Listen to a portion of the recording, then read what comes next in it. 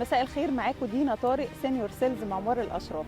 معمار الاشراف النهارده بتطرح الكومباوند الثاني في منطقه العبور في الحي الخامس تحديدا. انا هنا دلوقتي في قلب الحي الخامس بعد النجاح اللي حققه كومباوند ريفيل واللي حقق مبيعات بنسبه 90% تقريبا.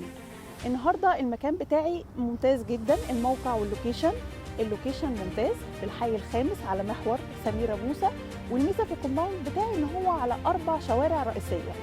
الكومباوند مساحته 13 فدان مبني على 16%، ال 84% هيكونوا مساحات خضراء وهيكونوا خدمات داخل الكومباوند. السعر بتاعنا تنافسي جدا بالنسبه للمرحله الاولى اللي انا بطرحها، وهو هيبقى من 16950 لحد 20200، يعني هنقول الافريج في حدود 18.5 للمتر. اما بالنسبه للمساحات فهي من 64 متر ل 180 متر. عندي اكتر من نظام للسداد، ده العميل يقدر ان هو يختار النظام اللي يناسبه من اول 20% لحد 30% على اطول فتره سداد بدون اي دفعات. اتشرفت بيكم جدا، كان معاكم دينا طارق سينيور سيلز معمار الاشراف.